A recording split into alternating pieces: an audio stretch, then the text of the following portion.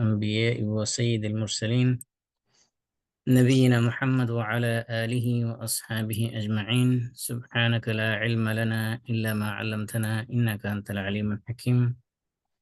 رب اشرح لي صدري ويسر لي أمري واحلل عقدة من لساني يفقه قولي. اللهم علمنا ما ينفعنا وانفعنا بما علمتنا وزدنا علما نافعا. الحمد لله আমরা আল্লাহ রাব্বুল আলামিনের তাওহীদ নিয়ে আলোচনা করতেছিলাম। তাওহীদের দ্বিতীয় প্রকারের মধ্যে আছি আমরা, সেটা হলো তাওহীদুল উলুহিয়া অথবা তাওহীদুল ইবাদা। সেই ইবাদত নিয়ে আমরা আলোচনা করতেছিলাম।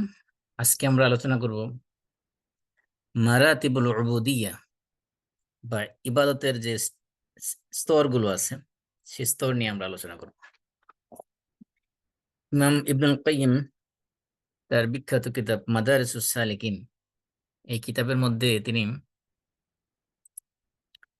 বিস্তারিত আলোচনা করেছেন যে 50টা মার্তবা উল্লেখ করেছেন ইবাদতের। এবং শুধুমাত্র এই ইয়াকা না'বুদু ওয়া ইয়াকা নাস্তাইনের উপরে তিনি 1000 পৃষ্ঠার উপরে বই লিখেছেন একটা কিতাবের মধ্যে। সেখানে এগুলো নিয়ে বিস্তারিত আলোচনা করেছেন। আমরা সেখান থেকে সংক্ষিপ্ত একটু জানার চেষ্টা করবেন ইনশাআল্লাহ। ইসলামের ইবাদতের একটা অন্যতম বৈশিষ্ট্য হলো ইবাদত শুধুমাত্র নামাজ, রোজা, হজ, যাকাত এগুলোর ভিতরে সীমাবদ্ধ নয়। ইসলামে অন্যান্য ধর্মের মতো অনুষ্ঠান সর্বস্ব কোনো ধর্ম নয়। আনুষ্ঠানিকতায় শুধুমাত্র ইবাদত নয়। আমরা শুধুমাত্র যেগুলো কি ইবাদত মনে করি, যে নামাজ, রোজা, কোরআন তেলাওয়াত, জিকির, আজকার, হজ, যাকাত, এগুলো কি শুধুমাত্র ইবাদত মনে করি? এটা হলো ইবাদত সম্পর্কে একটা মিসআন্ডারস্ট্যান্ডিং, বা বলতে পারি যে আমরা একটা মিসকনসেপশন। ইসলামের ইবাদত হলো যে পৃথিবীতে যত কাজ আমরা করি, ওই কাজ যদি ইসলাম বিরোধী না হয়, আল্লাহকে সন্তুষ্ট করার উদ্দেশ্য হয় এবং আল্লাহ রাসূলের তরিকা মতো হয়, তাহলে সমস্ত কাজই ইবাদত। এক কথায় মানে এই জন্য ইমাম ইবনে তাইমিয়া তিনি বলছেন যে ইসমুন জামিউন লিকুল্লি মা ইউহিব্বুহুল্লাহ ওয়া ইয়ারদা, যে আল্লাহ যে সকল কাজ করতে পছন্দ করেন, ভালোবাসেন, এবং যেই কাজ করলে আল্লাহ সন্তুষ্ট হন, সেই সবগুলি ইবাদত। এই জন্য ইবাদত যেহেতু আমরা আমাদের সাধারণত আমরা মৌলিকভাবে 3টা অঙ্গকে ইবাদতের সাথে খাস করা হয়েছে। একটা হলো মানুষের কলব বা হার্ট, 2 নম্বর তার জবান বা লিসান, 3 নম্বরে অন্যান্য অঙ্গ প্রত্যঙ্গ, এগুলোকে বলা হয়েছে জাওয়ারে। এই জন্য আমরা যখন ইমানের সংজ্ঞা দেই, তখন আমরা বলি যে ইমান হলো তাসদিক বিল জানান ওয়াল ইকরার বিল লিসান ওয়া আমালু বিল জাওয়ারে। যে ইমান হলো অন্তর দ্বারা বিশ্বাস করা, মুখের জবানের দ্বারা স্বীকৃতি দেওয়া এবং অঙ্গ প্রত্যঙ্গের মাধ্যমে কাজে পরিণত করে দেখানো। তাহলে এই জন্য 3টা জিনিস, এই 3টা জিনিসের সাথে সম্পৃক্ত হলে ইবাদতের যে মারাতেব গুলো বা স্টেপ গুলো বা স্তরগুলো, এই 3টা অঙ্গের সাথে সম্পৃক্ত। প্রথম হলো আমাদের কলব, দ্বিতীয়ত হলো আমাদের জবান বা লিসান, তৃতীয়ত হলো আমাদের অন্যান্য অঙ্গ প্রত্যঙ্গ। এই প্রত্যেকটা জিনিসের সাথে সম্পৃক্ত করে ইবাদতের 50টা স্তর ইমাম ইবনুল কাইয়িম তিনি উল্লেখ করেছেন। আমরা জানি ইসলামের বিধানকে, ইসলামের যত রুলিংস আছে বা ভার্ডিক্টস আছে, সেগুলোকে 5টা ভাগে ভাগ করা হয়েছে বা 5টা নাম দেওয়া হয়েছে। একটা হলো ওয়াজিব বা কম্পালসারি, অব্লিগেটরি, ম্যান্ডেটরি যেগুলো। আরেকটি হলো মোস্তাহাব, যেটা করা উত্তম। আরেকটি হলো হারাম, যেটা হলো ফরবিডেন বা প্রহিবিটেড। আরেকটি হলো মাকরু, যেটা ডিজায়ারেবল নয়, যেটা অপছন্দনীয়। আরেকটি হলো মুবাহ, যেটা করলেও কোনো সওয়াব নেই, না করলেও গুনাহ নেই। আর এই প্রত্যেকটা অঙ্গে প্রত্যঙ্গের সাথে আমরা যে সকল কাজগুলো করি, এই যে কোনো একটা বিধানের মধ্যে পড়বে। কিছু কাজ আছে ওয়াজিব, এটা করতে হবে। কিছু কাজ আছে মুস্তাহাব, এটা করা উত্তম। কিছু কাজ আছে মাকরু, যেটা করা উত্তম নয়, অনুত্তম। আবার কিছু কাজ আছে একদম টোটালি হারাম। আবার কিছু কাজ আছে করলে সওয়াবও নেই, গুনাহও নেই। এই দিক থেকে উনি এই ইবাদতের মারাতেব গুলোকে ভাগ করতে করতে প্রায় 50টা স্তরে নিয়ে গেছেন। আমরা সংক্ষিপ্ত যদি বলি, তো প্রথমে আসি আমরা যেহেতু আমরা 3টা অঙ্গের কথা বলেছি, 1 নম্বর হলো আমাদের কলব, 2 নম্বর আমাদের জবান, 3 নম্বর আমাদের অন্যান্য অঙ্গ প্রত্যঙ্গ, বিশেষ করে আমাদের পঞ্চ ইন্দ্রিয় যেগুলো আছে। প্রথমে আসি আমরা আমাদের কলবের সাথে সম্পৃক্ত ওয়াজিব কোনগুলো ইবাদত? ওয়াজিব ইবাদতের মধ্যে 1 নম্বর কলবের সাথে সম্পৃক্ত ইবাদত হলো ইখলাস। ইখলাস মানে কি? ইখলাস মানে হলো আমাদের সিনসিয়ারিটি, আমরা যে কাজগুলো করব সেগুলো একমাত্র শুধুমাত্র আল্লাহ রাব্বুল আলামিনকে সন্তুষ্ট করার উদ্দেশ্যে করব, দুনিয়াবি অন্য কোনো বেনিফিট বা স্বার্থ হাসিলের উদ্দেশ্যে করব না। এই এই যে বিষয়টা, এটা তো অন্তরের বিষয়। এটা আমি বাহ্যিকভাবে মানুষকে দেখাইতে পারি যে আমি খুব আন্তরিক ইখলাসের সাথে করতেছি, কিন্তু ভিতরে, অন্তরের ভিতরে কি আছে এটা একমাত্র আল্লাহ রাব্বুল আলামিন ছাড়া আর কেউ জানেন না। সেজন্য বাহ্যিক ইবাদতের ইসলামের অন্তরের ইবাদত যেগুলো, এগুলোর গুরুত্ব খুব বেশি। এই জন্য অন্তরের ইবাদত যেগুলো আবশ্যক বা ওয়াজিব ইবাদত অন্তরের, সেগুলোর মধ্যে অন্যতম হলো ইবাদত হলো ইখলাস বা সিনসিয়ারিটি, যেটা হলো ইসলামের সমস্ত ইবাদতের সার নির্যাস বা ক্রিম বলতে পারে। এই ইখলাস ছাড়া কোনো ইবাদতে ইবাদত হবে না, বরং সেটা গুনাতে পরিণত হবে। যদি কোনো ইবাদতের মধ্যে ইখলাস না থাকে, সেই ইবাদতটা সওয়াবের কাজ না হয়ে সেটা গুনার কাজে পরিণত হবে। যেমন মনে করেন কেউ যদি নামাজ পড়লো লোক দেখানোর জন্য, তাহলে সেটা সে কবিরা গুনাহ নিয়ে বাসায় ফেললো। ঠিক তেমনি কেউ দান করলো লোক দেখানোর জন্য, সেটা সে কবিরা গুনাহ করলো। এই জন্য ইখলাস ছাড়া কোনো ইবাদতই ইবাদত হবে না। এই জন্য অন্তরে ইবাদতের মধ্যে অন্যতম হলো ইখলাস। 2 নম্বর হলো তাওয়াক্কুল। এটা অন্তরের বিষয়। তাওয়াক্কুল মানে আমি আসবাব যত আছে, অর্থাৎ যে কোনো কাজ করতে গেলে দুনিয়াবি যত টুলস এবং মিনস আছে, সমস্ত উপায় উপকরণ অবলম্বন করার পরে আমি এটা রেজাল্ট পাওয়ার জন্য আল্লাহ রাব্বুল আলামিনের কাছে তাওয়াক্কুল করব বা নির্ভর করব। এটার নাম হলো তাওয়াক্কুল। আর কোনো কিছু অবলম্বন না করে শুধুমাত্র আল্লাহর কাছে রেজাল্ট পাওয়ার জন্য বসে থাকা, সেটাকে বলে তাওয়াক্কুল। তাওয়াক্কুল ইসলামে জায়েজ নেই। তাওয়াক্কুল হলো ওয়াজিব। প্রত্যেকটা মানুষকে আল্লাহ রাব্বুল আলামিন বলেছে ওয়া আলাল্লাহি ফালিয়াতাওয়াক্কালিল মুমিনুন, যে আল্লাহর উপরই মুমিনদের তাওয়াক্কুল করা উচিত। তাহলে অন্তরে ইবাদতের মধ্যে 1 নম্বর হলো ইখলাস, 2 নম্বর হলো তাওয়াক্কুল, 3 নম্বর হলো মুহাব্বত। মুহাব্বত এটা আল্লাহ আল্লাহ এবং আল্লাহ রাসূলের প্রতি পৃথিবীর সবকিছুর চেয়ে মহাব্বত সবার উপরে থাকতে হবে। আমরা যদি মহাব্বতের একটা পিরামিড বানাই, তাহলে সবার উপরে থাকবে আল্লাহর প্রতি মহাব্বত, তারপরে থাকবে আল্লাহ রাসূলের প্রতি মহাব্বত, তারপরে অন্যান্য যত মহাব্বত আছে দুনিয়াবি সমস্ত মহাব্বত তারপরের ক্যাটাগরিতে আসবে। এই জন্য মহাব্বত বা ভালোবাসা এটা একটা ইবাদত, এটা অন্তরের ইবাদত এবং এটা ওয়াজিব ইবাদত। অন্তরের মধ্যে যদি কার আল্লাহর প্রতি, আল্লাহ রাসূলের প্রতি মহাব্বত না থাকে, সে কোনো মুমিনই হতে পারবে না। আল্লাহ রাসূল বলছে লা ইউমিনু আহাদুকুম হাত্তা আকুনা হাব্বা ইলাইহি মিন ওয়ালিদিহি ওয়া ওয়ালাদিহি ওয়ান নাসি আজমাইন। তোমাদের কেউ ততক্ষণ পর্যন্ত ইমানদার হতে পারবে না যতক্ষণ না রাসূলকে তার আমি রাসূল তার কাছে তার নিজের পিতামাতার চেয়ে, তার সন্তানের চেয়ে এবং পৃথিবীর সমস্ত মানুষের চেয়ে বেশি প্রিয় না হও। এই জন্য মহাব্বত এটা হলো অন্তরের ইবাদত। তারপরে হলো ইনাবা। ইনাবা মানে আল্লাহর কাছে বারবার ফিরে আসা। মানে আহ বান্দা যখন গুনাহ করে, গুনাহ করার পরে যেমন আমরা তাওবা করি, আল্লাহর কাছে ফিরে আসি, ঠিক ইনাবা মানে হলো বারবার আল্লাহর কাছে ইবাদতের মাধ্যমে আল্লাহর কাছে ধর্ণা দেওয়া। এটা অন্তরের ইবাদত। খাউফ মানে আল্লাহর ভয়।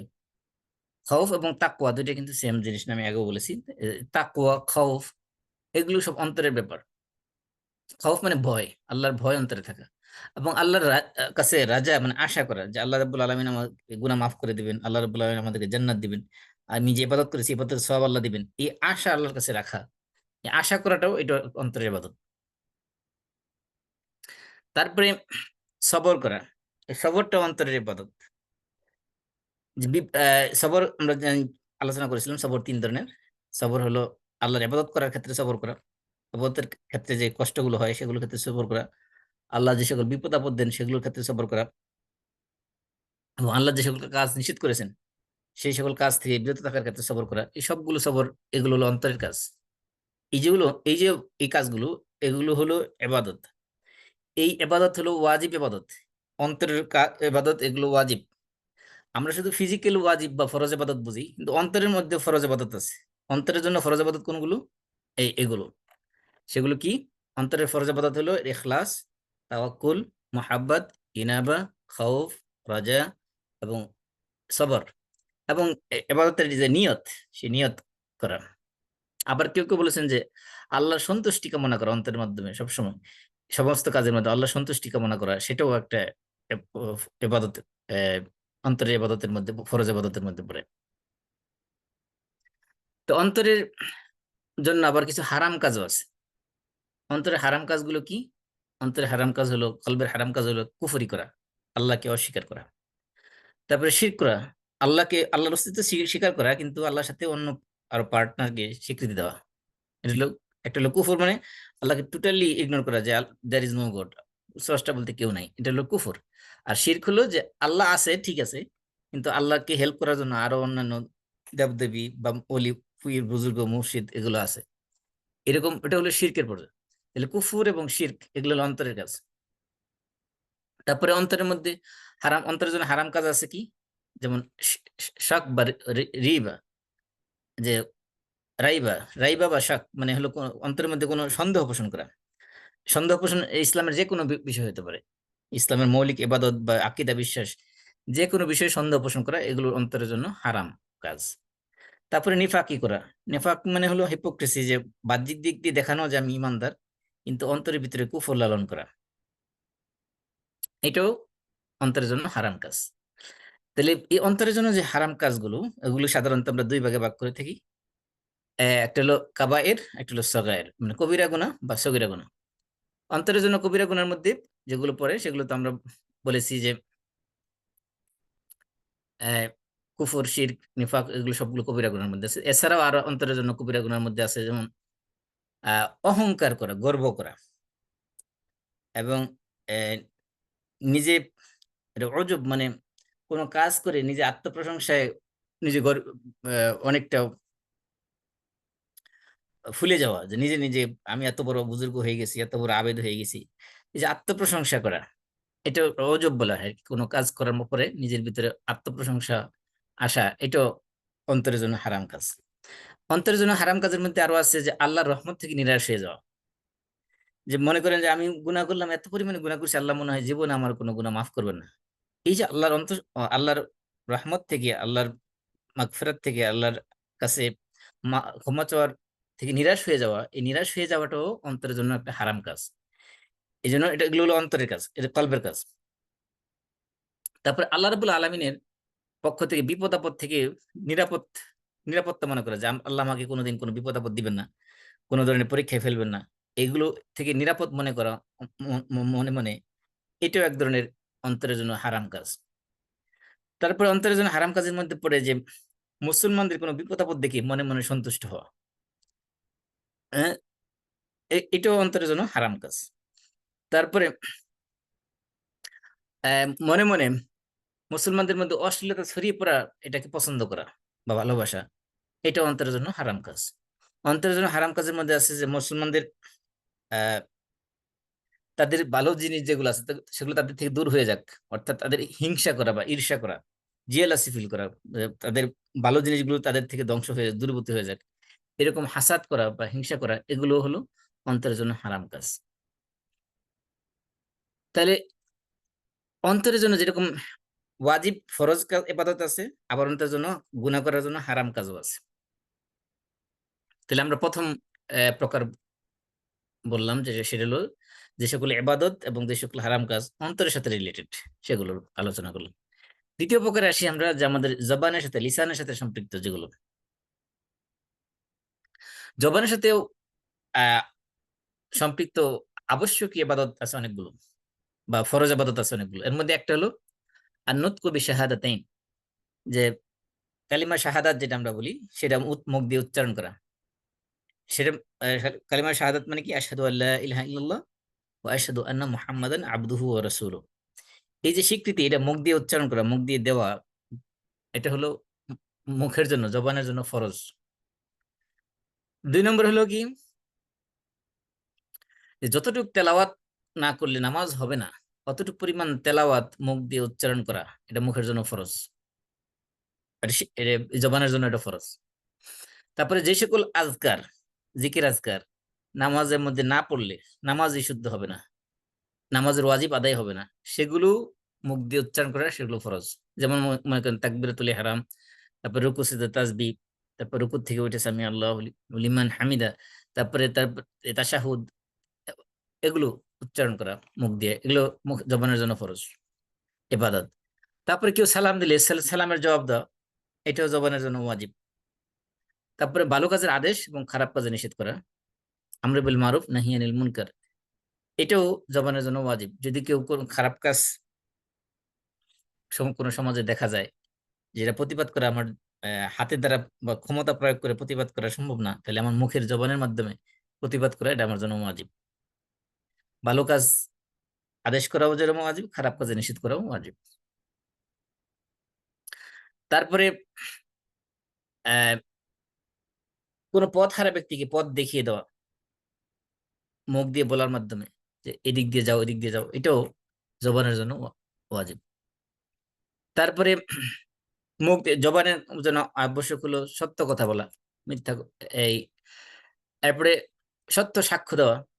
যদি এমন হয় যে আমি সাক্ষ্য না দিলে কোনো মানুষ এই তার অধিকার আদায় হবে না, সেও তার হক থেকে বঞ্চিত হবে, এরকম আমার সাক্ষ্য দেওয়া যদি কোনো আদালতে আবশ্যক হয়ে পড়ে, সেক্ষেত্রে সাক্ষ্য দেওয়া আমার জন্য ওয়াজিব। তাহলে এই কাজগুলো হলো জবানের জন্য ওয়াজিব বা ফরজ। আর এই জবানের জন্য হারাম কাজও আছে। জবানের এবার কিছু হারাম কাজ আছে, যেমন কি আল্লাহ এবং তার রসুল রাগান্বিত হবেন এমন কোন জিনিস মুখ দিয়ে উচ্চারণ করা, সেটা জবানের জন্য হারাম। যেমন কি, যেমন বিদআত, যে কাজগুলো বিদআত অর্থাৎ যেগুলো শরীয়ত সম্মত না, শরীয়ত স্বীকৃতি দেয় না যে কাজগুলো, সেই কাজগুলোর কথা মুখ দিয়ে বলা, সেই কাজের দিকে মানুষকে আহ্বান করা, সেই কাজকে সুন্দরভাবে উপস্থাপন করা, সেগুলোকে শক্তিশালী করার জন্য, সেগুলোকে সাপোর্ট দেওয়ার জন্য মানুষের সাথে তর্ক বিতর্ক করা, এগুলো জবানের জন্য হারাম। তারপরে কোন সতী সাধবী মুসলিম নারী বা পুরুষকে, কোন নিরপরাধ মানুষকে জেনা ব্যভিচারের অপবাদ দেওয়া, এটাও জবানের জন্য হারাম। এবং কোন মুসলমানকে গালি দেওয়া, এটাও জবানের জন্য হারাম। এমনকি যে কোনো ধরনের কথা বলে অহেতুক ভাবে কোন মুসলমানকে কষ্ট দেওয়া, এটাও হারাম। মিথ্যা কথা বলা, এটাও জবানের জন্য হারাম। মিথ্যা সাক্ষ্য দেওয়া, এটাও জবানের জন্য হারাম। এমনকি সবচেয়ে বড় হারাম যেটা জবানের জন্য, সেটা হলো আল্লাহর নামে মিথ্যা কথা বলা। আল্লাহর নামে মিথ্যা কথা বলা মানে কি? যেমন আল্লাহ একটা জিনিস হারাম করে নাই, আপনি বলে দিচ্ছেন এটা তো হারাম। হালাল হারাম তো ক্ষমতা একমাত্র আল্লাহর। কিন্তু আমি যদি বলে দিই যে না এটা ইসলামে হারাম, আচ্ছা আমি জানি না, তার মানে এটা আল্লাহর ব্যাপারে আমি মিথ্যা আরোপ করলাম, আল্লাহর ব্যাপারে একটা মিথ্যা এলিগেশন দিলাম বা উপবাদ দিলাম। এগুলো হলো জবানের জন্য হারাম। তাহলে জবানের জন্য যে ইবাদত, জবানের জন্য কিছু আছে ফরজ ইবাদত, এগুলো করতে হবে, জবানের জন্য আবশ্যক। আবার এই জবানের জন্য যে সকল কাজ নিষিদ্ধ হারাম, সেগুলোর থেকে এই জবানকে বিরত রাখা, এটাও আবশ্যক। তো জবানের জন্য মুস্তাহাব কি? জবানের জন্য মুস্তাহাব হলো কোরআন তেলাওয়াত করা, আল্লাহর জিকিরের মধ্যে, সার্বক্ষণিক আল্লাহর জিকিরের মধ্যে থাকা, তারপরে উপকারী জ্ঞান এগুলো স্টাডি করা, উম, এই ধরনের যত কাজ আছে সেগুলো হলো মুস্তাহাব, অর্থাৎ এগুলো করা উত্তম। আবার জবানের জন্য অপছন্দের মাকরু কাজও আছে। সেগুলো কি? সেগুলো হলো যে এমন কোনো কাজ বা কথা যেগুলো না বলাই উত্তম, এমন কাজ ছেড়ে দাও। কিন্তু বললে তেমন কোনো অপছন্দ নেই, কিন্তু বললে কোনো কি নেই, শরীয়তের পক্ষ থেকে কোনো শাস্তি নাই, পানিশমেন্ট নাই, এমন কাজ ছেড়ে দেওয়া।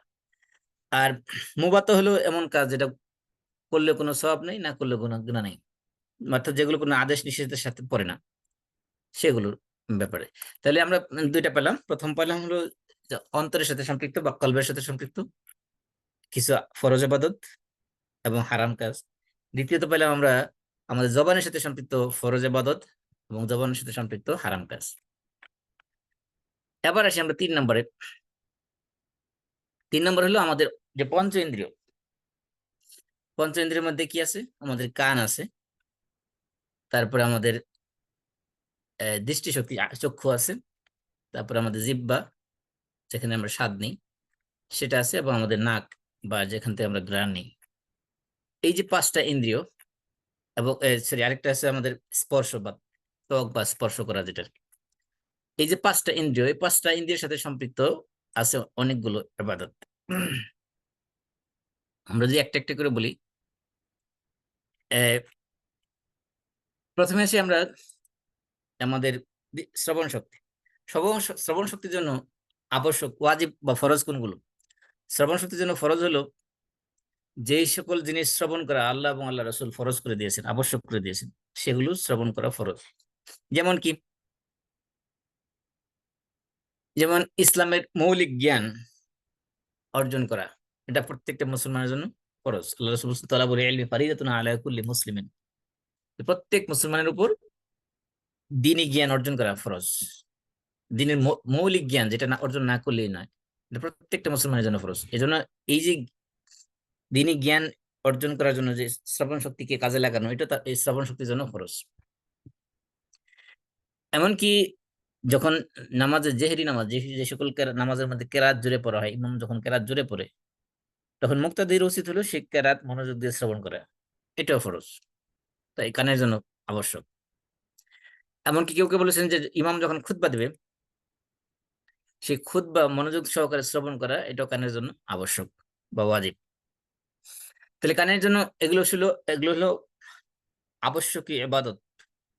তাহলে কানের জন্য হারাম কি কি কাজ?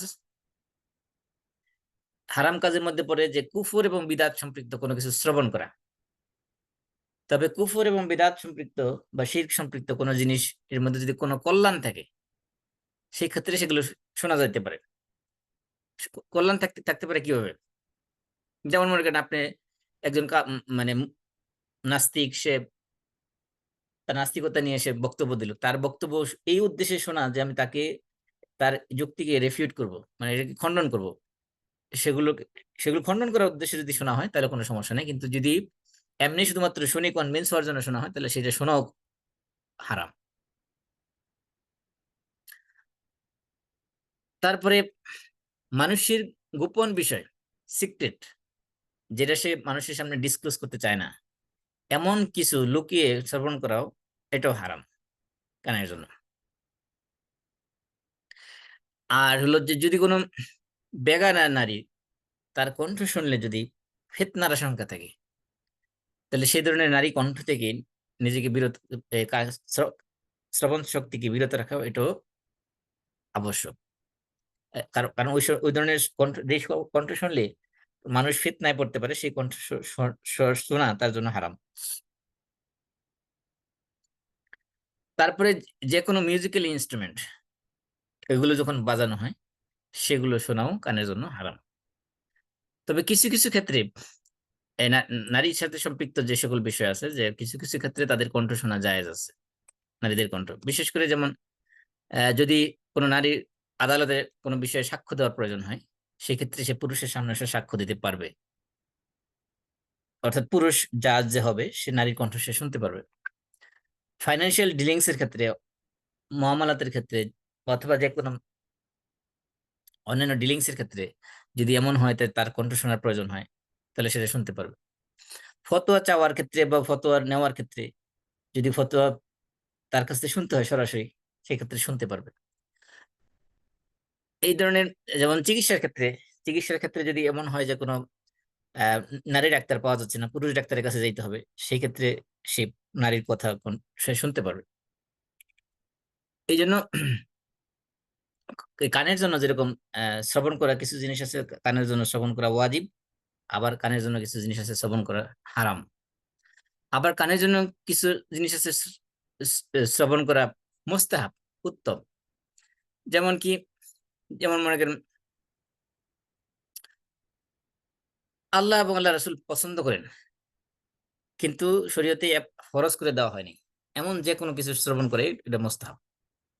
তাহলে এটা হলো কানের ক্ষেত্রে। তারপর আমরা যদি আসি চোখের ক্ষেত্রে, চোখের ক্ষেত্রে কিছু আছে জিনিস, কিছু জিনিস আছে ফরজ। ফরজ চোখের জন্য কি ফরজ? যে এমন জিনিস যেটা দেখা তার জন্য জরুরি, ইসলাম আবশ্যক করে দিয়েছে, সেই জিনিস দেখা এই চোখের জন্য ওয়াজিব, আবশ্যক। যেমন কি? যেমন মনে করেন কোনো জিনিস আপনি খাইতে গেলেন, অথবা কোনো জিনিসের বেনিফিট আপনি নিতে গেলেন, সেটা হালাল না হারাম, এটা যদি চক্ষু দিয়ে দেখে নেওয়া আবশ্যক হয়, তাহলে সেই ক্ষেত্রে এটা দেখে দেখে নেওয়া, এটা তার জন্য চোখের জন্য ওয়াজিব। এমনকি মনে করে আপনাকে কেউ আপনার কাছে আমানত রাখলো, কোনো জিনিস গচ্ছিত রাখলো, সে আমানতের জিনিস যখন ফিরিয়ে দেওয়া হবে, ফিরিয়ে দেওয়ার সময় সেটা দেখে নেওয়া চোখের জন্য ওয়াজিব। কারণ এমন হতে পারে সে যে জিনিসটা রাখছে সেই জিনিস দেওয়া হচ্ছে না, অন্য জিনিস ফিরিয়ে দেওয়া হচ্ছে। এবং এই জন্য ওই আমানতের জিনিস ফিরিয়ে দেওয়ার সময় ওটা দেখে নেওয়া ওয়াজিব, চোখের জন্য ওয়াজিব। আবার চোখের জন্য হারাম কাজও আছে।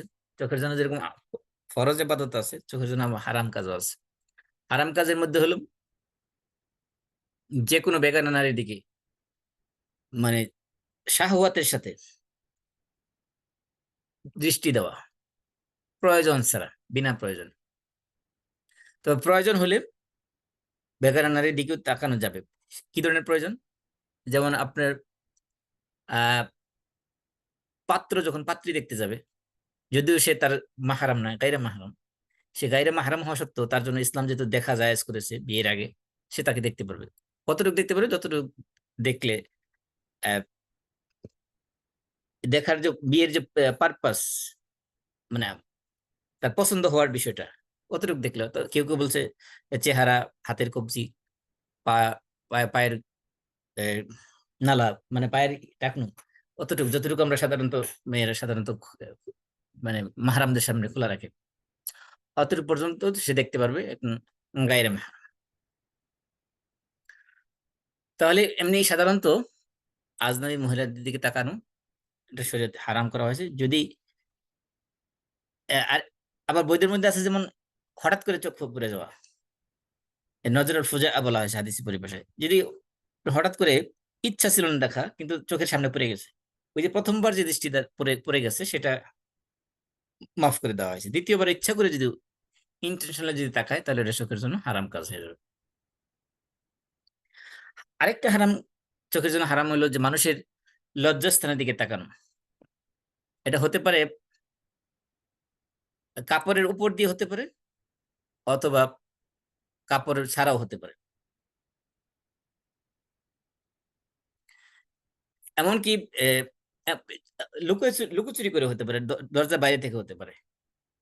হাদিসের মধ্যে আসছে যে কেউ যদি উকি মেরে কারো বাসার দিকে তাকায়, তাহলে তার ইচ্ছা করলে তার চক্ষুকে মানে কানা করে দেওয়া যাবে। যদি চক্ষুকে কেউ কানা করে দেয় যে উকি মেরে তাকানোর কারণে, তাহলে তার কোনো শাস্তি হবে না। এত বড় মানে মানে এতটা সিরিয়াসলি বিষয়টাকে নেওয়া হয়েছে মানুষের প্রাইভেসি রক্ষা করার জন্য। তারপরে হলো মুবাহ নজর কোনটা? যে জিনিস দেখলে পরে তার কোনো ক্ষতি নেই, সেটাই মুবাহ। তাহলে আপনার পঞ্চেন্দ্রিয়ের ক্ষেত্রে দুইটা গেল, একটা হলো শ্রবণ শক্তি আর একটা হলো মানুষের দৃষ্টিশক্তি। 3 নম্বর আসে মানুষের স্বাদ বা জিহ্বা, যেটাকে আমরা আহ, আরবিতে বলা হয় জাউক। এই জাউকের ক্ষেত্রে জিহ্বা দিয়ে স্বাদ নেওয়া যেটা, এই ক্ষেত্রেও এই জিহ্বার জন্য ফরজ আছে। ফরজ কি? যে যদি এমন অবস্থায় পড়ে যে কোনো ধরনের খাবার বা পানীয় গ্রহণ না করলে ওই মানুষটা মারা যাবে, ওই অবস্থায় তার জন্য খাদ্য এবং পানীয় গ্রহণ করা তার জন্য ফরজ। এই তার জিহ্বার জন্য, মুখের জন্য এটা ফরজ, খাইতে হবে তাকে। ফাইন তারাকাহু হাত্তা মাতা মাতা আসিয়ান কাতিলান লিনাফসি, যদি সে ওই অবস্থায় সে কোনো খাবার গ্রহণ না করে তাহলে সে গুনাহগার হিসেবে এবং আত্মহত্যাকারী হিসেবে সে মৃত্যুবরণ করবে। এমনকি যদি এমন হয় যে সে যদি নিশ্চিতভাবে জানে যে এই ওষুধটা সে গ্রহণ করলে তার সে মৃত্যু থেকে মানে রেহাই পাবে, অর্থাৎ তার সেই অসুস্থতা থেকে, মারাত্মক অসুস্থতা থেকে সে মুক্তি পাবে, এটা যদি সে নিশ্চিত জানা সত্ত্বেও যদি সে সেই ওষুধ সে গ্রহণ না করে, তাহলে কারো কারো মতে সে গুনাহগার হবে। অর্থাৎ এই ওষুধটা তার জন্য গ্রহণ করা সেই মুহূর্তে তার জন্য আবশ্যক। আর যদি সে ধারণা করে যে না ভালো হইতেও পারে, তাহলে মোস্তাহাব। আর যদি নিশ্চিত জানে যে সে যদি নিশ্চিত নিশ্চিত হয় মনে মনে যে এটা গ্রহণ করলেই সে এই রোগ থেকে মুক্তি পাবে, সেক্ষেত্রে তার ওই ওষুধের স্বাদ গ্রহণ করা, ওষুধ নেওয়াটা তার জন্য আবশ্যক। তাহলে জবানের জন্য হারাম কি? মানে এই জিহ্বার জন্য হারাম হলো যে কোনো হারাম জিনিস গ্রহণ করা, যেমন মদ, 1 নম্বরে। 2 নম্বর কি? 2 নম্বর হলো যে এমন জিনিস যার মধ্যে বিষ আছে, যেটা খাইলে সে মারা যাবে নিশ্চিত, এমন জিনিস গ্রহণ করা জিহ্বার জন্য হারাম। তারপরে কি? যে জিনিস ইসলাম তার জন্য নিষিদ্ধ করেছে, এমনকি হালাল জিনিসও কখনো কখনো জবানের জন্য হারাম হয়ে যেতে পারে। যেমন রোজাদারের অবস্থায়, রোজাদারের জন্য রোজা অবস্থায় তার জন্য দিনের বেলা পানাহার করা, এটা তার জন্য নিষিদ্ধ, হারাম, সে খাইতে পারবে না। আবার মাকরু কি? মাকরু হলো যে মুস্তাবিহাত জিনিস যেগুলো আছে, যেগুলো ডাউটফুল, যেটা হালাল না হারাম সন্দেহ আছে, এই ধরনের সন্দেহযুক্ত জিনিসকে খাবার হিসেবে গ্রহণ করা, সেটা হলো মাকরু। তারপরে আর মাকরু কি আছে? মাকরু আছে যে মানুষের প্রয়োজনের অতিরিক্ত খাবার গ্রহণ করা, যতটুকু খাবার গ্রহণ করলে তার যথেষ্ট, এর চেয়ে অতিরিক্ত খাবার গ্রহণ করা, একেবারে গলা পর্যন্ত খেয়ে ফেলা, এটাও জিহ্বার জন্য, মানে স্বাদ, মানে জাউক শক্তির জন্য, এটা তার জন্য মাকরু। তারপরে বিনা দাওয়াতে হঠাৎ করে কোথাও খাওয়ার পেয়েছে, বসে পড়ছে, এটা এটা খাওয়া মাকরু।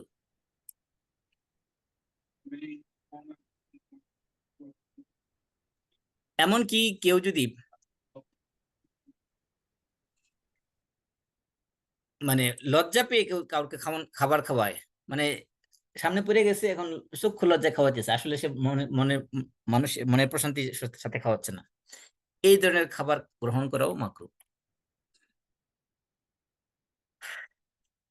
তারপরে মুবাহ। মুবাহ কি? খাবারের ক্ষেত্রে মুবাহ হলো যে আল্লাহর আনুগত্য করার জন্য এমন পরিমাণে খাওয়া যে, যে যে খাবার গ্রহণ করার কারণে আল্লাহর আনুগত্য করা তার জন্য সহজ হয়ে যাবে, এই ধরনের খাওয়া তার জন্য মুবাহ। তারপরে মেহমানের সাথে খাবার গ্রহণ করা, এটা তার জন্য মুবাহ। তারপরে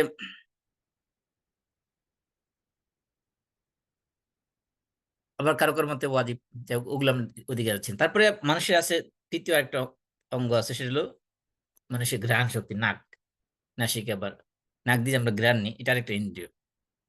এই নাকের সাথে সম্পৃক্ত কিছু জিনিস আছে ওয়াজিব, আরেক কিছু জিনিস আছে তার জন্য হারাম। তো নাকের সাথে ওয়াজিব কোনগুলো? যেমন মনে করেন এমন কোন জিনিস যদি হয় যেটা হালাল না হারাম বোঝার জন্য নাক দিয়ে ঘ্রাণ নেওয়া আবশ্যক হয়ে পড়ে, তাহলে ওই জিনিসের ঘ্রাণ নাক দিয়ে নেওয়া তার জন্য, এই নাকের জন্য আবশ্যক। অথবা মনে করেন যদি আহ, কোনো জিনিস একটা, এটা পচে গেছে কিনা, বা ভালো আছে কিনা, অথবা এটা বিষাক্ত কিনা, এটা ক্ষতিকর কিনা, এগুলো বোঝার জন্য যদি নাকের সাথে আবশ্যক হয় বিষয়টা, সেই ক্ষেত্রে ওই নাক দিয়ে ওই জিনিসটা পরীক্ষা করা, এটা তার জন্য আবশ্যক। আবার এই নাকের সাথে সম্পৃক্ত হারাম জিনিস আছে। তারপরে যেমন কি, যেমন ইচ্ছাকৃতভাবে এহরাম অবস্থায় সুগন্ধি নেওয়া, এহরাম পরার সময়, পরার আগে আপনি সুগন্ধি ব্যবহার করতে পারবেন, কিন্তু এহরাম করার পর থেকে কোন হাজি যখন এহরাম পরে ফেলবে, তখন আর সে তার জন্য সুগন্ধি ব্যবহার করা তার জন্য জায়েজ নেই। এই জন্য কেউ যদি এহরাম পরার পরে ইচ্ছাকৃতভাবে সুগন্ধি ব্যবহার করে বা সুগন্ধি ঘ্রাণ নেয়, সেটা তার জন্য হারাম হয়ে যাবে। এমনকি কোনো চুরি করা, ছিনতাই করা কোনো সুগন্ধি বা পারফিউম, এগুলো যদি কেউ ব্যবহার করে, সেটাও তার জন্য হারাম হবে। তারপরে কোন নারী যদি মানুষকে আকৃষ্ট করার উদ্দেশ্যে কোনো পারফিউম ব্যবহার করে রাস্তাঘাটে বের হয়, আহ, সেই ক্ষেত্রে নারী যেরকম সে গুনাহ করেছে, কবিরা গুনাহ করেছে, ঠিক তেমনি ওই নারীর পারফিউমের ঘ্রাণ যারা নিবে ইচ্ছা করে, ইচ্ছাকৃত হবে, একটা হলো যে অনিচ্ছা সত্যি হেঁটে গেছে ঘ্রাণ চলে আসে, সেটা আলাদা বিষয়, কিন্তু যদি ইচ্ছাকৃত ভাবে যদি ওই ধরনের ঘ্রাণ কেউ নেয় আকৃষ্ট হওয়ার জন্য, তাহলে সেটাও তার জন্য হারাম হবে। এই নাকের জন্য আবার মুস্তাহাব হলো কোনগুলো? যে যে যেগুলো আমরা সাধারণত যেরকম পারফিউম যেগুলো ব্যবহার করে থাকি, সেগুলো আল্লাহ রসুল ব্যবহার করতে সুন্নত হিসেবে ব্যবহার করলে সেটা সুন্নত, আবার এটা মোস্তাহাব, এটা উত্তম ইবাদত হিসেবে গ্রহণ করা হবে। আবার অনেক সময় মানুষ মানসিকভাবে প্রশান্তি পায় সুগন্ধি ব্যবহার করার জন্য, সেই উদ্দেশ্যে যদি কি ব্যবহার করে তাহলে সেটা মোস্তাহাব হবে। কেউ যদি আহ হাদিয়া হিসেবে দেয় সেটাও মোস্তাহাব হবে। এগুলো হলো মোস্তাহাব। আবার মাকরু আছে। মাকরু কোনগুলো? মাকরু হলো যে সন্দেহযুক্ত জিনিস, যেটা হালাল না হারাম, মানে এই জিনিসটা ব্যবহার করা কি, এই সেন্টটা বা এই পারফিউমটা ব্যবহার কি হালাল না হারাম, এই ধরনের জিনিস ব্যবহার করা, এটা হল মাকরু। তারপরে সর্বশেষ আসে হলো আমাদের লামস বা স্পর্শ, বা আমরা যেটা ত্বকের মাধ্যমে যেটা ফিল করি। এই ফিল করার ক্ষেত্রে এই স্পর্শ করা এটার ক্ষেত্রে ওয়াজিবও আছে আবার হারামও আছে। একটা হলো যে ওয়াজিবের মধ্যে পড়ে, যেমন স্বামী স্ত্রীর সাথে একজন আরেকজন স্পর্শ করা, এর মধ্যে মানে আবশ্যক হিসেবে পড়ে। আবার হারামের মধ্যে পড়ে যে সকল কোন আজনাবী মহিলা, কোন বেগানা মহিলাকে স্পর্শ করা, এটাও হারামের ভিতরে পড়ে। আর মুস্তাহাব কোনটা? সেটা হলো যে স্পর্শ করার মাধ্যম কারণে যদি তার ইয়ে হয়, চক্ষুকে অবনত রাখা হয়, রাখে, এবং হারাম কাজ থেকে তাকে বিরত রাখে, তাহলে সেই ক্ষেত্রে এই স্পর্শ করাটা হালাল জিনিস স্পর্শ করাটা তার জন্য মুস্তাহাব। আবার মাকরু কোনটা? মাকরু হলো যে স্ত্রী যদি এহরাম অবস্থায় থাকে, সেই ক্ষেত্রে স্ত্রীকে স্পর্শ করা, মানে কামনা সহকারে স্পর্শ করা, সেটাও মাকরু। ঠিক তেমনি ভাবে এতেকাব অবস্থায় যদি স্পর্শ করে, সেটাও মাকরু। এমনকি যদি রোজা অবস্থায় সে যদি মনে করে যে তার স্পর্শ করার কারণে তার রোজা সে কন্ট্রোলে রাখতে পারবে না, রোজা ভেঙে যাওয়ার আশঙ্কা থাকে, সেই ক্ষেত্রে স্পর্শ করাও মাকরু। আর যদি ওইরকম আশঙ্কা না থাকে তাহলে কোনো সমস্যা নেই। এগুলো হলো মাকরু। আর মোবা হলো কোনগুলো? মোবা হলো যে যে যে ধরনের স্পর্শের মধ্যে কোনো কি নেই, কোনো অকল্যাণ নেই, সেগুলো সে ধরনের স্পর্শ হলো মোবা। এই যে স্পর্শ, এটা শুধু হাতের দ্বারা হতে পারে না, এটা মানুষের হাতের দ্বারা হতে পারে, আবার পায়ের দ্বারা হতে পারে। পায়ের দ্বারা কিভাবে হতে পারে? পায়ের দ্বারা হতে পারে যেমন কেউ যদি নিজের পরিবারের ভরণ পোষণ করার জন্য, কোনো কিছু উপার্জন করার উদ্দেশ্যে সে যদি পা দিয়ে হেঁটে যায়, অথবা সে হাত দিয়ে কোনো কাজ করে, সেগুলোর ক্ষেত্রে এই সেম বিধান প্রযোজ্য হবে। আবার স্পর্শ করার ক্ষেত্রে, হাত দিয়ে স্পর্শ করার ক্ষেত্রে যেমন আবশ্যকের মধ্যে পড়ে, যেমন কেউ যদি এমন হয় যে তাকে, তার হেল্প পাওয়াটা আবশ্যক, অর্থাৎ তাকে আপনি উদ্ধার না করলে সে মারা যাবে, এই অবস্থায় তাকে হাত দিয়ে স্পর্শ করাটা ওয়াজিব। তারপরে যেমন হাত দিয়ে অজু করার জন্য, তায়াম্মুম করার জন্য স্পর্শ করা, এগুলো আবশ্যক। আবার হারামের মধ্যে পড়ে যেমন মানুষকে অন্যায়ভাবে হত্যা করা, হত্যা এ হাত দিয়ে কাউকে হত্যা করা, এটাও হারাম। তারপরে মানুষের মাল সম্পদ ছিনতাই করা, চুরি ডাকাতি করা, এগুলো হারামের ভিতরে পড়ে। তারপরে অন্যায়ভাবে কাউকে প্রহার করা হাত দিয়ে, এগুলো হারামের ভিতরে পড়ে। তারপরে হারাম কোনো খেলা, যে খেলা ইসলামে জায়েজ নাই, সেই খেলা, হাত দিয়ে খেলা বা পা দিয়ে খেলা, সেটাও হারামের ভিতরে পড়ে। তাহলে এই যে আমাদের প্রত্যেকটা অঙ্গ প্রত্যঙ্গ, প্রত্যেকটা অঙ্গ প্রত্যঙ্গের সাথে সম্পৃক্ত আছে, যেরকম ইবাদত ঠিক তেমনি আছে এগুলোর সাথে সম্পৃক্ত আহ হারাম কাজ বা কবিরা গুনাহ। এই যে আমরা বললাম, সর্বমোট এগুলো মিলিয়ে এগুলোকে বলা হয়েছে মারাতেবুল ইবাদাহ, ইবাদতের স্তর। ইবাদত বলতে আমরা যে শুধুমাত্র নামাজ, রোজা, হজ, যাকাত এর ভিতরে সীমাবদ্ধ করি, বিষয়টা এমন না। এই যে প্রত্যেকটা অঙ্গে প্রত্যঙ্গের সাথে যে ইবাদতের কথাগুলো বললাম, যে কাজগুলো আবশ্যক এগুলো করা যেরকম ইবাদত, আবার যে কাজগুলো আমরা হারাম বলেছি প্রত্যেকটা অঙ্গের সাথে সম্পৃক্ত, এই হারামগুলো থেকে বিরত রাখা বা বিরত থাকাও প্রত্যেকটা ইবাদত।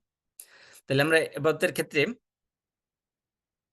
যে মৌলিক যে তিনটা জিনিস আমরা বললাম, একটা হলো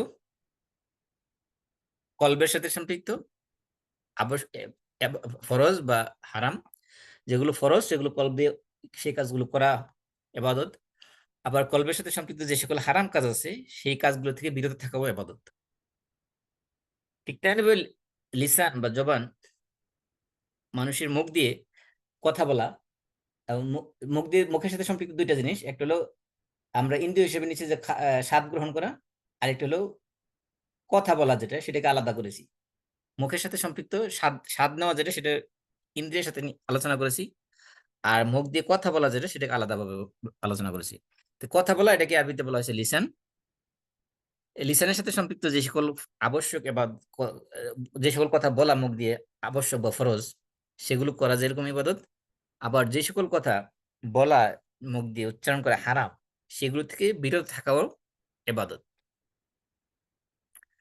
তারপরে যে এই যে জাওয়ারে বা আমাদের যে পঞ্চ ইন্দ্রিয়, পঞ্চ ইন্দ্রিয়ের মধ্যে আমরা আলোচনা করছি আমাদের শ্রবণ শক্তি, আমাদের দৃষ্টিশক্তি, আমাদের স্বাদ বা যে টেস্ট যেটা আমরা গ্রহণ করি জিহ্বা দিয়ে, আমাদের স্পর্শ শক্তি বা আমরা ত্বক দিয়ে যেটা ফিল করি, এটা হাত স্পর্শ, হাতের দ্বারা স্পর্শ হতে পারে, পায়ের দ্বারা হতে পারে, যে কোনো অঙ্গ প্রত্যঙ্গের মাধ্যমে স্পর্শ করা, যেটা আর কি ফিল, লামস বলা হয়েছে আরবিতে এটা।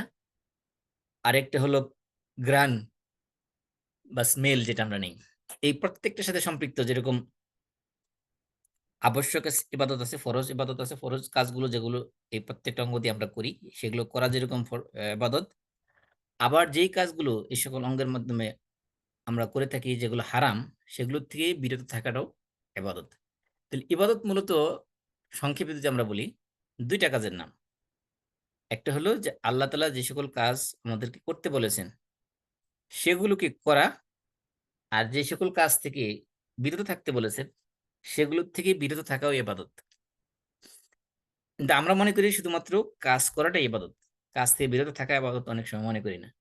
হারাম থেকে বিরত থাকাটাও একটা ইবাদত, যেগুলো এই প্রত্যেকটা অঙ্গের সাথে যে সকল কাজ আমরা হারাম বলেছি, যেমন জবান দিয়ে আমরা কুফরি করি, শিরক করি, নেফাকি করি, তারপরে সরি অন্তর দিয়ে আমরা অন্তরে কুফরি লালন করি, শিরক লালন করি, নিফাকি লালন করি, আমাদের গর্ব অহংকার লালন করি, আল্লাহর প্রতি নিরাশ হয়ে যাই, এবং মানুষকে অন্তরের মধ্যে হিংসা লালন করি। এগুলো সবগুলো হলো কবিরা গুনাহ। এগুলোর থেকে বিরত থাকাও সওয়াবের কাজ। এগুলোর থেকে বিরত থাকলে এগুলো একটা ইবাদত হবে। আবার যেরকম অন্তর দিয়ে আল্লাহর উপরে ইখলাস রাখা, মহাব্বত করা, আল্লাহর উপরে তাওয়াক্কুল করা, আল্লাহর ভয় রাখা, আল্লাহর কাছে সওয়াবের আশা করা, এবং আল্লাহর প্রতি সন্তুষ্ট থাকা, আল্লাহর বিপদ আপদে যে আল্লাহর ধৈর্য ধারণ করা, এগুলো অন্তরের ইবাদত। তাহলে ইবাদত যেরকম আল্লাহর আদেশগুলোকে করা, এটা যেরকম অন্তরের কাজগুলো, অন্তর দিয়ে যে কাজগুলো করতে আল্লাহ এবং আল্লাহ রাসূল আদেশ করেছেন সেটা যেরকম ইবাদত, আবার অন্তর দিয়ে যে সকল কাজ করা আল্লাহ রাসূল এবং আল্লাহ রাসূল নিষেধ করেছেন সেগুলোর থেকে বিরত থাকাটাও ইবাদত। তাহলে আবার লিসান, জবানের দিয়ে একই কথা বলেছি আমরা। জবানের দিকে আমরা বলছি যেমন মুখ দিয়ে কালিমা শাহাদাত উচ্চারণ করা, তারপরে যতটুকু তেলাওয়াত না করলে নামাজ শুদ্ধ হবে না অতটুকু পরিমাণ তেলাওয়াত করা, যে সকল আজকার না পড়লে নামাজ শুদ্ধ হবে না সেগুলো তেলাওয়াত করা, সালামের জবাব দেওয়া, আমর বিল মারুফ নাহি আনিল মুনকার করা, তারপরে যে সাক্ষ্য না দিলে পরে মানুষের অধিকার নষ্ট হবে এমন সাক্ষ্য দেওয়া, মুখ দিয়ে সত্য কথা বলা, এগুলো সবগুলো হলো মানে মানুষের জবানের ইবাদত।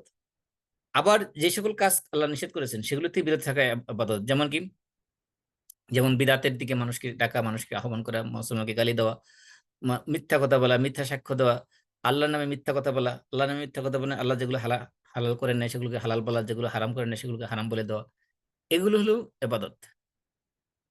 তাহলে আমরা অন্তরের ইবাদত পাইলাম, জবানের ইবাদত পাইলাম, তারপরে আসি আমরা আমাদের পঞ্চেন্দ্রিয়ের ইবাদত, পঞ্চায়েত ইবাদতের মধ্যে আমরা বলেছি যে শ্রবণ শক্তির সাথে সম্পৃক্ত ইবাদতের মধ্যে বলছি যে বিশেষ করে ইমানের সাথে সম্পৃক্ত, ইমান এবং ইসলামের সাথে সম্পৃক্ত যে সকল বিষয়ে জ্ঞান অর্জন করা ফরজ, সেগুলো শ্রবণ করা, এবং জাহারি নামাজে যে সকল নামাজে কেরাত জোরে পড়া হয় সেগুলো কেরাত শ্রবণ করা, যেমন কি জুমার খুতবা শ্রবণ করা, এগুলো ওয়াজিবের মধ্যে পড়ে। হারামের মধ্যে পড়ে কুফর এবং বিদআত সাথে সম্পৃক্ত কোনো জিনিস শ্রবণ করা, তবে সেগুলো যদি এগুলোকে প্রতিহত করা বা এগুলোকে খণ্ডন করার উদ্দেশ্য হয় সেক্ষেত্রে জায়েজ আছে। মানুষের গোপন বিষয়, সিক্রেট বিষয়কে শ্রবণ করা, সেগুলো হারাম। এবং আজনবী মহিলার কণ্ঠ শুনলে যদি ফিতনার আশঙ্কা থাকে, সেগুলো শ্রবণ করাও হারাম। এবং বিভিন্ন মিউজিক্যাল ইনস্ট্রুমেন্ট, সেগুলো শ্রবণ করা, এগুলো হারাম। তাহলে এই যে হারামগুলো, এগুলো থেকে বিরত থাকা ইবাদত। আবার যেগুলো শ্রবণ করা ওয়াজিব বলা হয়েছে, যেমন আবার মুস্তাহাব আছে, যেমন আমরা বলেছি যে কোরআন তেলাওয়াত, জিকির আজকার, এবং যে সকল কাজ আল্লাহ এবং আল্লাহ রাসূল ভালোবাসেন কিন্তু ফরজ করে দেওয়া হয় না, এগুলো সবগুলো যদি আমরা শ্রবণ করি তাহলে সেগুলোর মধ্যে আমাদের জন্য সওয়াব আছে। আর চোখের সাথে সম্পৃক্ত আবশ্যক যেগুলো বলেছি, যেগুলো দেখার বা আবশ্যক, না দেখলে আমাদের জন্য ক্ষতিকর হবে, যেমন হালাল হারাম বাছাই করার ক্ষেত্রে, আমানত আদায় করার ক্ষেত্রে, সেগুলো আমাদের জন্য যেরকম ইবাদত, ঠিক তেমনি যে সকল দৃষ্টি থেকে হারাম করে দেওয়া হয়েছে ইসলামে, সেগুলো থেকে দৃষ্টিকে ফিরে রাখা ইবাদত। যেমন আহ বেগানা নারীর দিকে তাকানো, তবে প্রথম দৃষ্টি যে হালাল করা হয়েছে, প্রথম দৃষ্টির পরে দ্বিতীয়বার যদি কেউ ইচ্ছাকৃতভাবে তাকায়, সেই ক্ষেত্রে হারাম করা হয়েছে। মানুষের লজ্জাস্থানের দিকে হারাম তাকানো, এটা হারাম করা হয়েছে। এটা নারী হোক পুরুষ হোক সবার ক্ষেত্রেই প্রযোজ্য। আর এমনকি যদি কেউ উকি মেরে কারো অগোচরে তার প্রাইভেসি নষ্ট করতে চায়, সেক্ষেত্রে তার চক্ষু কানা করে দেওয়ার ক্ষেত্রে যদি কানাও করে দেয়, খোঁচা মেরে ঘুষি মেরে, তাহলে সেই ক্ষেত্রে তার সেটা কোনো পানিশমেন্ট তাকে দেওয়া হবে না। তারপরে আমরা আহ, খাদ্য গ্রহণ বা যাওক জিহ্বা দিয়ে স্বাদ নেওয়া যায়, সেক্ষেত্রে আমরা বলেছি যে যদি খাদ্য গ্রহণ করা তার জন্য বাধ্যতামূলক হয়, না খেলে সে মারা যাবে, সেক্ষেত্রে খাবার গ্রহণ করা তার জন্য আবশ্যক। আবার যে সকল খাবার খাবার আল্লাহ এবং আল্লাহ রসুল হারাম করেছেন, সেগুলোর স্বাদ নেওয়া তার জন্য হারাম। তাহলে এই যে যে জিনিসগুলো আল্লাহ হারাম করেছেন, সেগুলোর থেকে জিহ্বা দিয়ে স্বাদ নেওয়াটাও ইবাদত। আবার যে ক্ষেত্রে খাবার গ্রহণ করা আবশ্যক করে দিয়েছেন, সেই ক্ষেত্রে সেই খাবার গ্রহণ করাটাও ইবাদত। আবার মাকরু হলো যে খাবারগুলো সন্দেহযুক্ত, সেগুলো গ্রহণ করাও মানে মাকরু, অর্থাৎ এগুলো আহ, করাটা অপছন্দনীয় না, সেগুলিতে বিরত থাকা এলো উত্তম। তারপরে ঘ্রাণ নেওয়ার ক্ষেত্রে আমরা বলেছি ঘ্রাণ নেওয়া ওয়াজিব হবে কোন সময়, যে সময় সেগুলো ভালো না মন্দ, সেগুলো হালাল না হারাম, এটা পাক না না পাক, সেটা বোঝার জন্য যদি নাক দিয়ে ঘ্রাণ নেওয়া আবশ্যক হয়ে পড়ে, অথবা এটা বিষাক্ত কিনা বা কল্যাণকর সেটা বোঝার জন্য যদি নাক দিয়ে ঘ্রাণ নেওয়া আবশ্যক হয়ে পড়ে, সেই ক্ষেত্রে নাক দিয়ে ঘ্রাণ নেওয়াটা তার জন্য আবশ্যক, ওয়াজিব।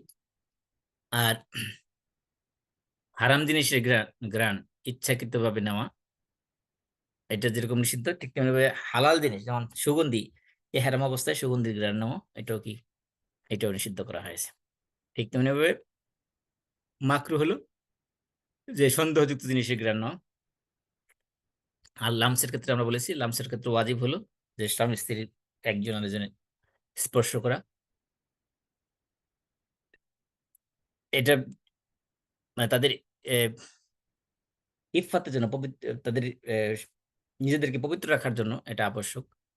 আর হারাম হারাম বলা হয়েছে যে যে সকল আজনাবী মহিলা, অর্থাৎ বেগানা মহিলা, যাদেরকে আমরা বেগানা মহিলা বলি বাংলায়, আরবিতে বলে আজনাবিয়াত, আজনাবিয়াত মহিলাদেরকে স্পর্শ করা হাত দ্বারা। আর মাকরু বলা হয়েছে যে এহরাম অবস্থায় স্ত্রীকে স্পর্শ করা, সেটা স্বাভাবিক প্রশ্ন না যে জৈবিক চাহিদার সাথে স্পর্শ করা, অথবা এতেকা অবস্থায় স্ত্রীকে জৈবিক চাহিদা সহ স্পর্শ করা, এই এগুলোকে বলা হয়েছে মাকরু। এই জন্য আমরা এই যে এখানে সংক্ষিপ্ত যেগুলো আলোচনা করা হয়েছে, এগুলো মূলত ইবাদতের মারাতেব। এগুলো দ্বারা বোঝানোর উদ্দেশ্য, এতগুলো ডিটেলস আলোচনা করার উদ্দেশ্য হলো যে ইবাদত শুধুমাত্র নামাজ রোজা হজ জাকাতের মধ্যে সম্পৃক্ত নয়, বরং এই প্রত্যেকটা অঙ্গ প্রত্যঙ্গের সাথে মাধ্যমে আমরা যে কাজগুলো করি, এর মধ্যে কিছু কাজ আছে ইসলামে আবশ্যক করে দেওয়া হয়েছে, ফরজ করে দেওয়া হয়েছে, ওগুলো করা ইবাদত। কিছু কাজ আছে যেগুলো নিষিদ্ধ করে দেওয়া হয়েছে, সেগুলো থেকে এই অঙ্গ প্রত্যঙ্গগুলোকে বিরত রাখা হলো ইবাদত। আর এগুলো যারা করতে পারবে তারা হলো পরিপূর্ণ ওদিয়াত, আল্লাহর পরিপূর্ণ দাসত্ব বা গোলামি করতে পারবে। কারণ এই জন্য এই যে রমজানের মধ্যে কি বলা হয়েছে, রমজানে আমরা শুধু মনে করি কানাহার পানাহার থেকে বিরত থাকার নামে, স্ত্রী সহবাস থেকে বিরত থাকার নামে রোজা। কিন্তু আল্লাহ রাসূল বলছে যে মাল্লাম ইয়াদা কাওলা জুর ওয়ালা আমালা বিহি ফালাইসা লিল্লাহি হাজাতুন ফি আন ইয়াদা তাআমাহু ওয়া শারাবাহু। যে ব্যক্তি রোজা রাখে খারাপ মিথ্যা কথা মিথ্যা কাজ পরিত্যাগ করতে পারলো না, তার পানাহার থেকে বিরত থাকার আল্লাহর কোনো প্রয়োজন নেই। তার মানে ইবাদত এই যে সাওম যে আমরা পালন করি, এই সকাল থেকে সন্ধ্যা পর্যন্ত যে সুবহে সাদেক থেকে সেই সন্ধ্যা পর্যন্ত যে পানাহার থেকে বিরত থাকি, এটা মূলত ইবাদত। ইবাদতের যে উদ্দেশ্য সেটা হলো যে আমাকে পবিত্র করা, আমার চরিত্রকে পরিশুদ্ধ করা। এই জন্য বলা হচ্ছে যে যদি কেউ এটা করতে না পারলো, এমনি এই রোজা রাখলো অথচ মিথ্যা কথা বলতেছে, গীবত করতেছে, চগলখড়ি করতেছে, ব্যবসায় মালে ভেজাল দিতেছে, তাহলে তার কোনো এই রোজা রাখার কোনো দরকারই নেই, কোনো প্রয়োজন নেই আল্লাহর। এই হলো ইবাদতের মানাতে।